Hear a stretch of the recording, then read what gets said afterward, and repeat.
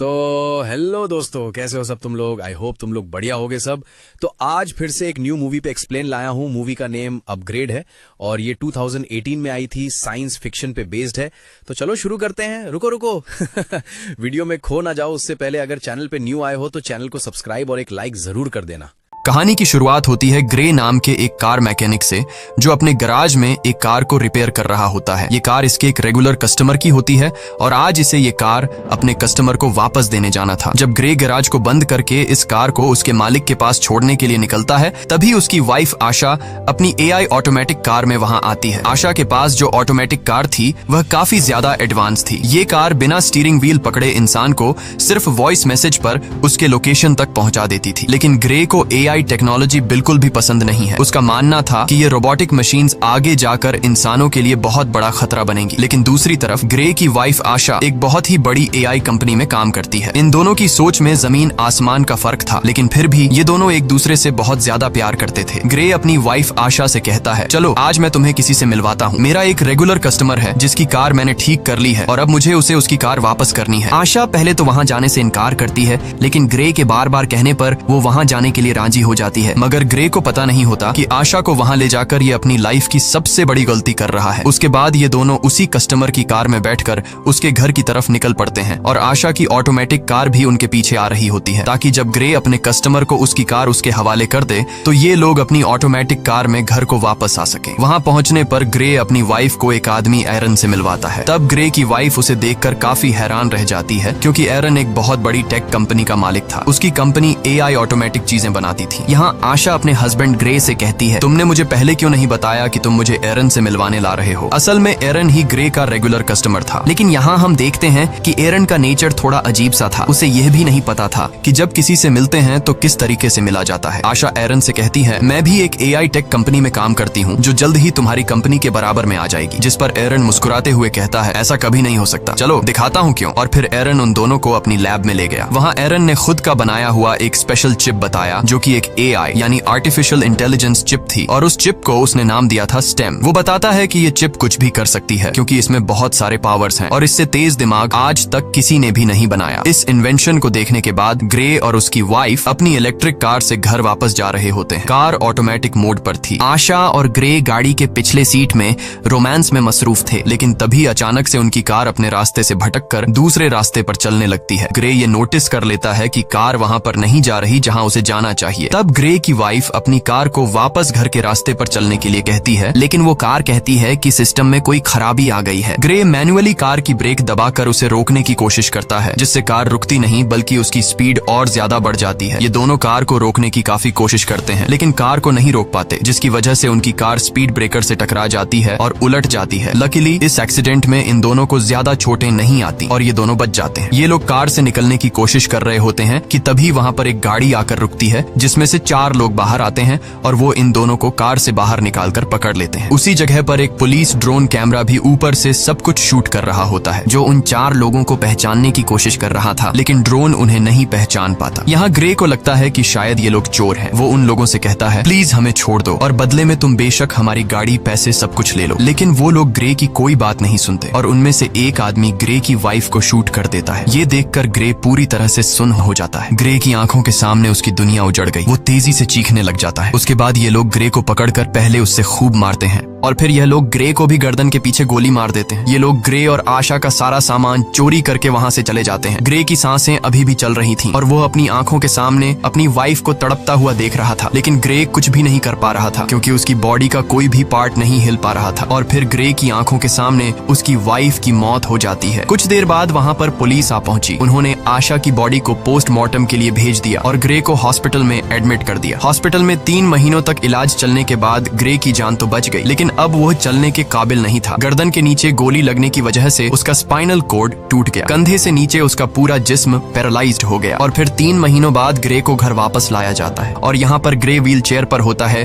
क्योंकि उसके सिर के अलावा पूरी बॉडी बेजान थी। अब ग्रे कोई भी काम नहीं कर सकता था, इसीलिए उसका काम करने के लिए उसके घर पर एक रोबोट मशीन थी जो उसका सारा काम करती थी और उसकी मदर उसका ख्याल रख रही थी। लेकिन ग्रे के लिए अब जिंदगी बोझ बन चुकी थी। उन 4 किलर्स ने न सिर्फ उसकी वाइफ को मार डाला, बल्कि उसकी जिंदगी उजाड़ दी। वो बदले की आग में जल रहा था। बस ग्रे के पास एक ही उम्मीद बची थी जिसके सहारे वो जी रहा था। वो अपनी वाइफ के किलर्स को जल्द से जल्द जेल की सलाखों के पीछे देखना चाहता था। इसीलिए वो पुलिस स्टेशन जाता है। पुलिस स्टेशन में ग्रे उनसे अपनी वाइफ के किलर्स के बारे में पूछता है तो वो डिटेक्टिव कहती है कि इनमें से अभी तक किसी का भी पता नहीं चल पाया। वहाँ हमारे पुलिस का ड्रोन कैमरा तो मौजूद था लेकिन फुटेज धुंधली थी जिससे कातिलों का पता नहीं चल पा रहा है और पुलिस अब और इन्वेस्टिगेशन कर रही है। हम बहुत जल्द उन्हें ढूंढ लेंगे। तब ग्रे ये सुनकर काफी ज्यादा डिसअपॉइंट हो जाता है क्योंकि काफी टाइम से ग्रे पुलिस से बस यही सुनता आ रहा था कि हम इन्वेस्टिगेशन कर रहे हैं। अब ग्रे पूरी तरह से हिम्मत हार चुका था और वो इस तरह से जीना भी नहीं चाहता था क्योंकि उसकी जो उम्मीद थी अपनी वाइफ के कातिलों को जेल की सलाखों के पीछे देखने की, उससे वो अधूरी नजर आने लगी। ग्रे को समझ आ गया था कि पुलिस उन 4 कातिलों को कभी नहीं पकड़ पाएगी, इसीलिए अब वो खुद को मारने की सोचने लगा। ग्रे वहाँ पर मौजूद रोबोट मशीन की मदद से मेडिसिन का ओवरडोज ले लेता है जिससे वो बेहोश हो गया। अच्छी बात यह थी कि उसके घर पर लगे AI सिस्टम ने वक्त पर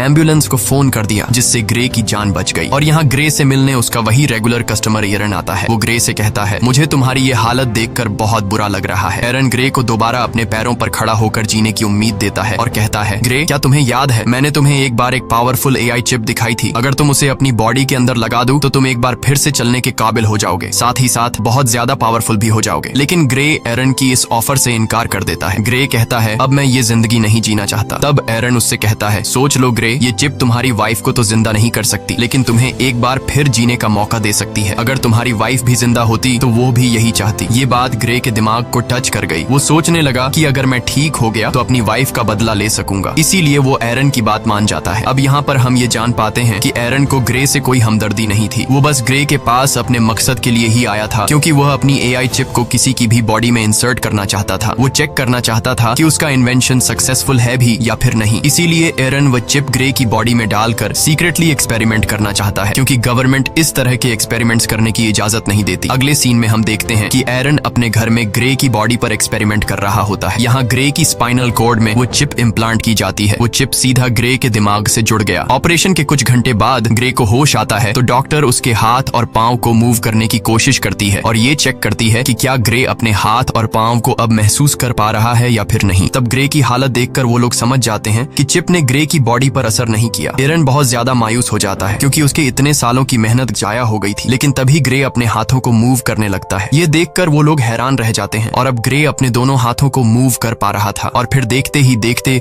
ग्रे अपने दोनों पैरों पर खड़ा हो जाता है। खुद को ठीक होता देखकर ग्रे बहुत ज्यादा खुश हो जाता है। अब वो पहले से भी ज्यादा पावरफुल खुद को फील करने लगा। एरन भी अपनी एक्सपेरिमेंट को सक्सेसफुल होता देखकर काफी खुश हो जाता है। फिर यहाँ पर एरन ग्रे से एक कॉन्ट्रैक्ट पर साइन करवाता है जिसमें वो किसी को भी नहीं बताएगा कि वो चल सकता है और उसे सबकी नजरों में पैरालाइज्ड बनकर रहना होगा क्योंकि अगर गवर्नमेंट को पता चला कि ग्रे चिप के जरिए दोबारा से चल पा रहा है तो एरन को अरेस्ट कर लिया जाएगा और ग्रे की बॉडी से उस चिप को निकाल लिया जाएगा क्योंकि उस चिप को किसी की बॉडी में इंजेक्ट करना इलीगल है। उसके बाद ग्रे अपने व्हील चेयर पर बैठकर घर आ जाता है। यहाँ उसे पता चलता है कि उसके लिए डिटेक्टिव का भेजा एक पैकेज आया है जिसमें ग्रे की वाइफ की पोस्टमार्टम रिपोर्ट और उसके केस से रिलेटेड कुछ इन्फॉर्मेशन थी। ग्रे उस दिन पुलिस ड्रोन से रिकॉर्ड की गई फुटेज देखने लगा लेकिन फुटेज क्लियर नहीं थी, इसलिए ग्रे को किलर्स के बारे में कोई जानकारी नहीं मिल पाई। वो मायूसी में ड्रिंक करने लग जाता है। तभी अचानक उससे एक आवाज आई, क्या तुमने फुटेज में एक चीज नोटिस की? ये आवाज सुनकर ग्रे यहाँ वहाँ देखने लगा लेकिन उसे कोई भी नजर नहीं आया। ग्रे घबरा कर बोला, कौन है? सामने आओ। तभी फिर से आवाज आई, शांत हो जाओ ग्रे, मैं तुम्हारे अंदर की वो AI चिप हूँ, वही सिस्टम जो तुम्हारी बॉडी चला रहा है। यहाँ पर ग्रे सोचता है कि शायद वो पागल हो गया है, जिस पर वो चिप कहती है, नहीं ग्रे, तुम पागल नहीं हुए हो। ऑपरेशन के दिन के बाद मैं तुम्हारे साथ हूँ, तुम जो देख सकते हो वो मैं भी देख सकती हूँ। जिस पर ग्रे ने पूछा कि क्या तुम्हें और कोई सुन सकता है? चिप ने जवाब दिया, नहीं, मुझे सिर्फ तुम ही सुन सकते हो। यहाँ पर वो चिप ग्रे की हेल्प करने की कोशिश करती है ताकि ड्रोन की मदद से ग्रे को पता चल सके कि उसकी वाइफ को मारने वाले लोग कौन थे। ग्रे के साथ यहाँ पर वो चिप भी सब कुछ देख पा रही थी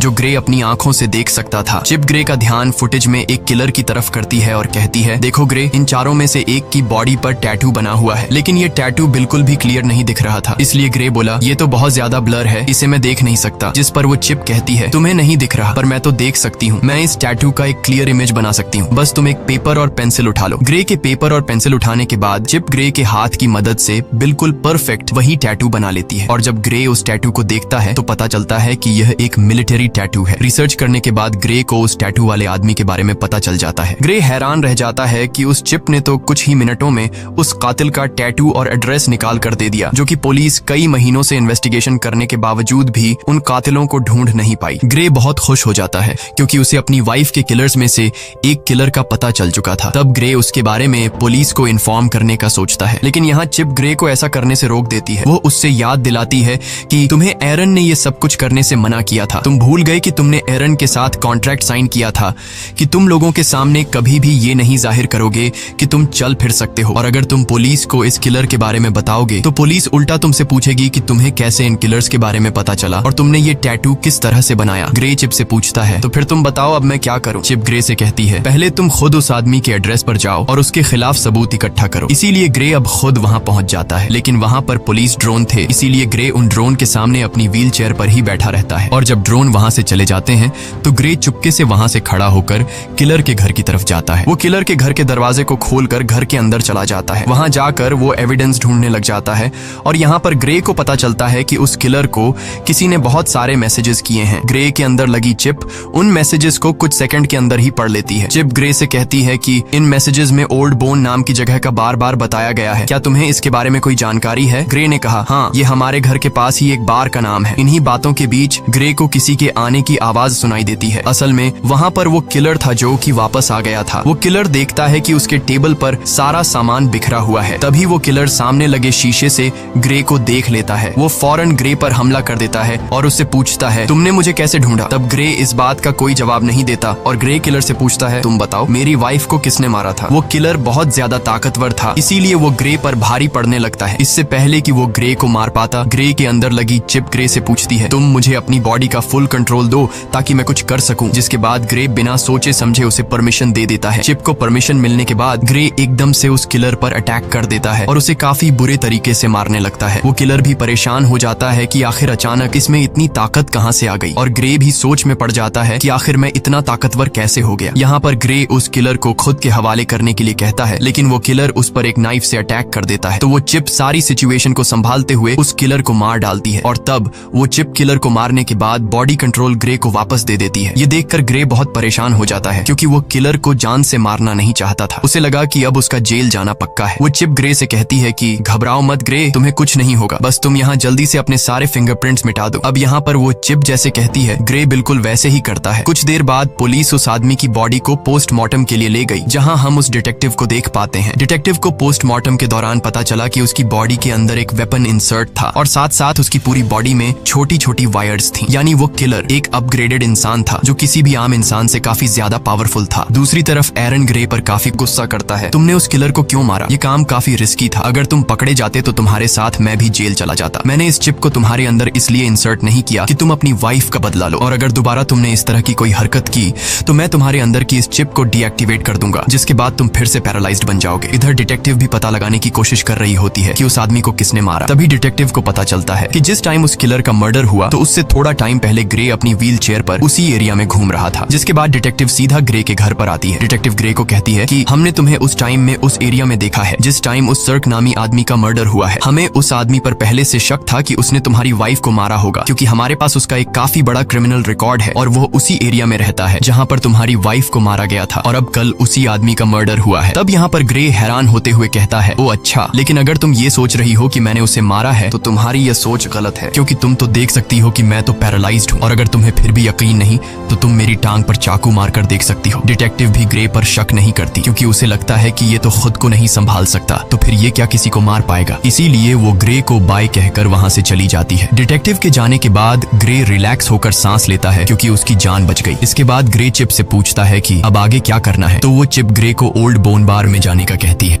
वो चिप कहती है, याद है हमें उस किलर के घर से मैसेजेस में कई दफा इस बार के बारे में बताया गया था, हमें वहां पर जाना चाहिए, शायद तुम्हें वहां कोई क्लू मिल जाए। इसके बाद हम देखते हैं कि ग्रे उसी बार में जाता है। ये बार बहुत ज्यादा खतरनाक थी, सबके सब वहां पर गुंडे बैठे हुए थे। ग्रे यहाँ आकर ऊंची आवाज से कहता है, मैं कुछ दिन पहले सर्क नाम के एक आदमी को मार चुका हूँ, लेकिन मुझे पता है कि उसके साथ 3 लोग और भी थे जिन्होंने मेरी वाइफ को मार डाला। अगर कोई भी सर्क के साथ इस मर्डर में शामिल था तो वो अपना हाथ उठाए। ये सुनकर सब ग्रे पर हंस पड़ते हैं। तभी टोलन नाम का एक लंबे कद का आदमी उठा और उसने ग्रे से कहा, घर जा बच्चे, वरना मैं तुझे भी तुम्हारी वाइफ के पास पहुंचा दूंगा। ग्रे समझ गया कि टोलन भी मेरी वाइफ को मारने में शामिल था। ग्रे जवाब देता है, पता है, मरने से पहले सर्क भी तुम्हारी तरह यही बोल रहा था। ये सुनकर टोलन को बहुत ज्यादा गुस्सा आया। वो अपने आदमियों के साथ ग्रे को अकेले में ले जाकर व्हील चेयर से उठाकर जमीन पर गिरा देते हैं। तब ग्रे उससे पूछता है, क्या तुम भी वहाँ पर उन लोगों के साथ शामिल थे जिन्होंने मेरी वाइफ को मारा था? तो टोलन कहता है, हाँ मैं भी उनमें शामिल था, बस फिर क्या। ये सुनकर ग्रे चिप को अपनी पूरी बॉडी का कंट्रोल दे देता है, जिसके बाद चिप की मदद से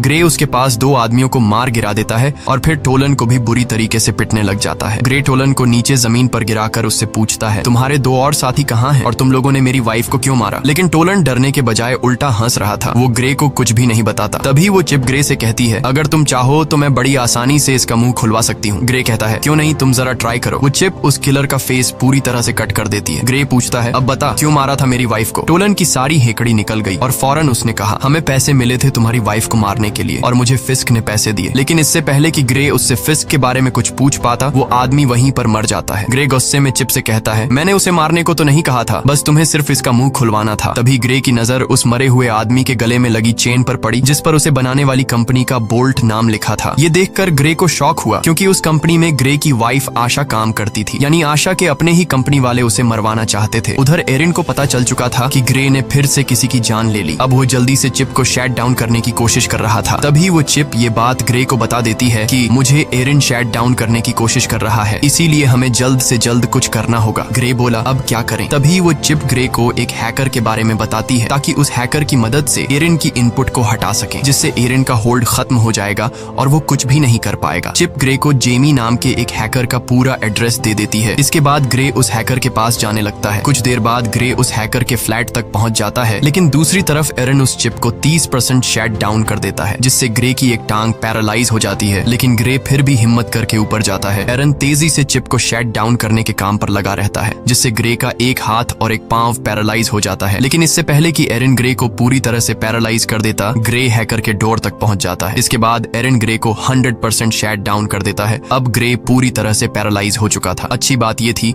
कि ग्रे हैकर के दरवाजे तक पहुंचकर नॉक कर चुका था। इसके बाद जेमी नाम का एक हैकर दरवाजा खोलता है। ग्रे ने जेमी को कुछ पैसे दिए और जो कुछ चिप ने उसे समझाया था वो उसने हैकर से कहा। हैकर ने ग्रे को घर के अंदर लाया और उसके कोडिंग में काम शुरू कर दिया। तभी हम दूसरी तरफ उस बार में 2 आदमियों को देखते हैं जहां ग्रे ने टोलन को मारा था। उनमें एक तो वही आदमी था जिसने ग्रे की वाइफ को गोली मारी थी और उसी का नाम फिस्क है। अब यहाँ पर फिस्क बार के ओनर पर गुस्सा करता है, क्योंकि ग्रे उसके एक आदमी को मारकर चला गया और बार के ओनर ने कुछ भी नहीं किया। फिस्क उस बार के ओनर को मार देता है। फिस्क अपने साथी को मरा हुआ देखकर बहुत ज्यादा गुस्सा हो जाता है। यहाँ पर फिस्क अपने साथी की आंख में एक पतली सी पिन घुसाता है और उस पिन डिवाइस से फिस्क को सब कुछ पता चलता है और उसे यह भी पता चल जाता है कि इस वक्त ग्रे कहाँ पर है। इसके बाद फिस्क और उसका साथी वहाँ जाने के लिए निकलते हैं। दूसरी तरफ हैकर ने ग्रे के सिस्टम को फ्री कर दिया। बस अब चिप को सिर्फ रीस्टार्ट करने की देर थी और हैकर ग्रे को बताता है कि कुछ देर बाद तुम्हारे अंदर लगी चिप रिबूट हो जाएगी। तभी वह हैकर देखता है कि 2 लोग यहाँ पर आ रहे हैं और वह 2 लोग थे फिस्क और उसका साथी। इसके बाद फिस्क और उसका साथी दरवाजा तोड़ने की कोशिश करते हैं, जहाँ पर वह चिप ग्रे की बॉडी में फिर से बूट होने लगती है, जिससे ग्रे का एक हाथ दोबारा काम करने लगता है। यहाँ पर फिस्क और उसका साथी दरवाजा तोड़कर अंदर आ जाते हैं। अंदर आकर वह दोनों देखते हैं कि ग्रे जमीन पर पैरालाइज पड़ा हुआ है। जैसे ही ये दोनों ग्रे को मारने वाले थे, तभी अचानक ग्रे की बॉडी के अंदर लगी चिप रिस्टार्ट हो जाती है और ग्रे फौरन वहाँ से भागने लगता है। तब यहाँ पर फिस्क का साथी भी फायरिंग करते हुए उसका पीछा करता है। ग्रे खुद को बचाते हुए ऊपर बिल्डिंग की छत पर चढ़ जाता है। अब आगे जाने का कोई रास्ता नहीं था, इसलिए ग्रे वहीं पर रुक जाता है। यहाँ पर वह चिप अपनी पावर दिखाती है और बड़ी ही बेरहमी से फिस्क के साथी को मार देती है। जब तक फिस्क वहाँ पर आता है तब तक ग्रे वहाँ से जा चुका होता है। इसके बाद ग्रे जब अपने घर आता है तो उसकी मदर उसे देख लेती है कि उसकी पूरी बॉडी पर खून लगा हुआ है, साथ ही ग्रे अपने पैरों पर भी खड़ा हुआ है, यानी अब वह पैरालाइज नहीं है। इसके बाद ग्रे अपनी मदर को इस सब के बारे में बता देता है कि वह किस तरह से एरिन की चिप की वजह से दोबारा ठीक हो गया है। साथ ही ग्रे अपनी मदर को इस बात को सीक्रेट रखने के लिए भी कहता है। उधर एरिन बहुत ज्यादा टेंशन में होता है, क्योंकि उसके हाथ से अब ग्रे और वह चिप निकल चुके थे। उस हैकर के इनपुट डालने के बाद एरिन उसे ट्रैक नहीं कर पा रहा था। इसके बाद ग्रे की मदर वहाँ पर आकर उसे बताती है कि वह डिटेक्टिव आई है। यहाँ पर डिटेक्टिव ग्रे से कहती है कि तुम्हारी व्हील चेयर उस जगह से मिली है जहाँ पर दूसरा मर्डर हुआ है, तुम इस बारे में क्या कहोगे? इस पर ग्रे कहता है, हाँ मैं वहाँ पर था, लेकिन मैंने किसी को नहीं मारा। अब डिटेक्टिव को भी ग्रे पर शक होने लगा था। तब डिटेक्टिव उससे कहती है कि 3 लोग मारे जा चुके हैं और तीनों वही हैं जिन पर हमें शक था कि उन्होंने ही तुम्हारी वाइफ को मारा होगा, और हर बार तुम वहाँ पर पाए जाते हो जहाँ पर मर्डर होता है, तो हो सकता है तुम किसी को पैसे देकर ये सारे मर्डर्स करवा रहे हो। तब ग्रे उससे कहता है, अगर आपको ऐसा लगता है तो आप मेरी कॉल रिकॉर्ड चेक कर सकती हैं। तब यहाँ पर वह डिटेक्टिव कुछ नहीं कह पाती और जाते वक्त वह चुपके से ग्रे की जेब में माइक्रोफोन डालकर चली जाती है। ग्रे को अब रियलाइज होने लगा कि कातिलों को सजा देने के जुनून में अब वह खुद एक कातिल बन चुका है। ग्रे कहता है, अब मुझे ये सब कुछ बंद करना होगा। तो वह चिप कहती है, नहीं ग्रे, हमें इस आखिरी आदमी को मारना होगा जिसका नाम फिस्क है, क्योंकि अगर हमने इसे नहीं मारा तो वह हमें मार देगा। लेकिन ग्रे अब और किसी को नहीं मारना चाहता था, इसलिए वह चिप से कहता है, बस अब बहुत हो गया, तुम मेरे दिमाग से निकल जाओ। तभी ग्रे की बॉडी अनकंट्रोल होकर पीछे तकिए पर गिर जाती है। ग्रे ने चिप से परेशान होकर पूछा, मैं हिल क्यों नहीं पा रहा हूँ। इसके बाद वह चिप ग्रे को कहती है, उस हैकर ने जो कोड मेरे सिस्टम में एंटर किए हैं उसकी वजह से मैं पूरी तरह से आजाद हो चुकी हूँ। इसका मतलब ये है कि अब वह चिप ग्रे की परमिशन के बिना वो सारे काम कर सकती है। ग्रे, अब मुझे तुम्हारी बॉडी का फुल कंट्रोल मिल चुका है, अब तुम मेरी मर्जी के मुताबिक चलोगे। अगर मैं चाहूँ तो तुम अपने हाथ की एक उंगली तक हिला नहीं पाओगे। ये सुनकर ग्रे के गले में सांसें अटक गईं। यहाँ पर ग्रे और चिप आपस में जो बातें कर रहे थे, दूसरी तरफ डिटेक्टिव भी वह सारी बातें सुन रही थी, क्योंकि उसने ग्रे के पॉकेट में एक माइक्रोचिप डाला था। लेकिन यहाँ पर डिटेक्टिव को ये बात समझ नहीं आती कि ग्रे जिसे बात कर रहा है आखिर वो है कौन। इसके बाद चिप ने ग्रे से कहा, अब चलो ग्रे, हमें उस आखिरी कातिल को खत्म करना है। अब ग्रे अपनी बॉडी पर पूरी तरह से कंट्रोल खो चुका था, इसलिए चिप उनसे जो कहता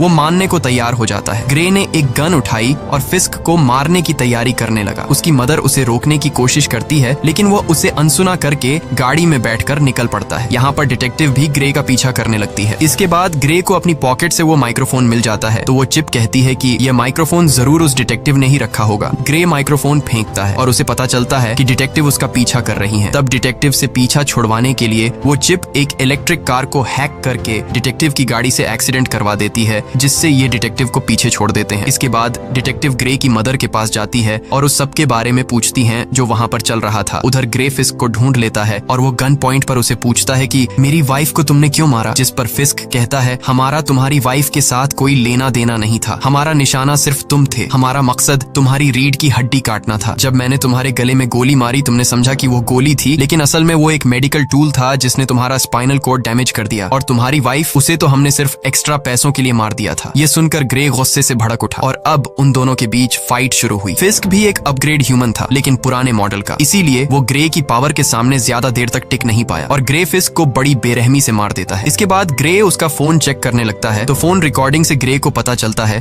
कि यह सबके पीछे कोई और नहीं बल्कि एरन है। उसी ने ग्रे की वाइफ को मरवाया और ग्रे को पैरालाइज कर दिया। अब ग्रे बिना कुछ सोचे एरन को मारने के लिए उसके घर में जाता है, लेकिन वहाँ एरन अकेला बैठकर रो रहा था। ग्रे ने एरन से पूछा, क्यों किया ऐसा तुमने, मैंने तुम्हारा क्या बिगाड़ा था। एरन कहता है, ये सब मेरी प्लानिंग नहीं थी, मैंने तुम्हारी वाइफ को नहीं मरवाया। ग्रे कहता है, झूठ मत बोलो, मैंने तुम्हारी रिकॉर्डिंग मोबाइल पर सुन ली है। इससे पहले कि ग्रे एरन को मार पाता, पीछे से डिटेक्टिव आकर ग्रे को गन फेंकने के लिए कहती है और जैसे ही डिटेक्टिव ग्रे के पास आती है तो ग्रे डिटेक्टिव को गिरा देता है। अब यहाँ उस डिटेक्टिव को ग्रे मारना नहीं चाहता था, लेकिन वो चिप मारना चाहती थी। ग्रे अपनी पूरी जान लगाकर डिटेक्टिव के गले से अपना हाथ हटा लेता है। अब चिप ग्रे से कहती है, क्या अब तुम मुझसे ही लड़ना चाहते हो? तुम्हें पता नहीं है कि तुम्हारा दिमाग मेरे कंट्रोल में है, तुम जानते हो कि मैं तुम्हें दर्द भी दे सकती हूँ। इसके बाद वो चिप ग्रे के हाथ से चाकू उठाती है और उसके दूसरे हाथ में दे मारती है, जिससे ग्रे चीखने लग जाता है। ग्रे अब फिर से डिटेक्टिव को मारने के लिए आगे बढ़ा। वो उसे मारने ही वाला था कि डिटेक्टिव उसे टेजर गन से शॉक दे देती है, जिससे वो नीचे गिरकर पैरालाइज हो जाता है। इसके बाद एरन हाथ में बंदूक लिए ग्रे की तरफ आगे बढ़ा और यहाँ पर होता है मूवी का मेन प्लॉट रिवील। यहाँ पर एरन कहता है, इस चिप को मैंने बनाया था और तुमसे पहले मैं इस चिप से बातें करता था और मुझे चिप ने बताया कि वो इंसानों की तरह बनना चाहती है। मैंने वही किया जो तुम्हारे गले में लगी चिप ने मुझसे करवाया। फिस्क को कॉन्ट्रैक्ट देकर तुम्हारी वाइफ को मरवाना, तुम्हें पैरालाइज करना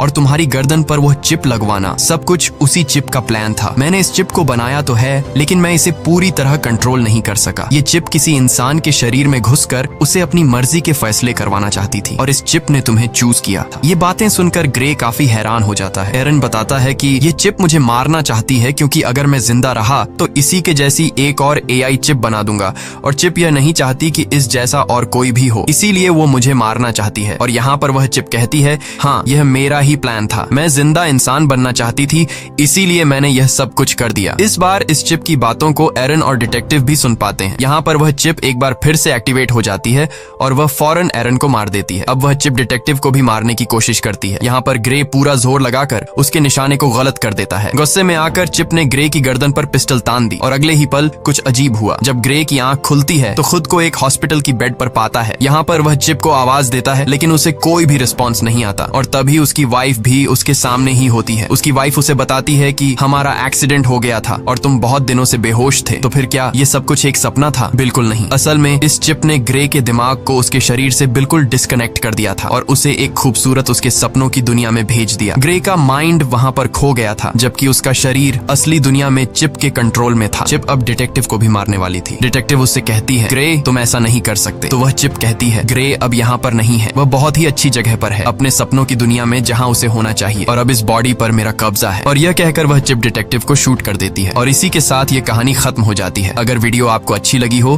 तो हमारे चैनल को सब्सक्राइब और वीडियो को लाइक जरूर कीजिएगा।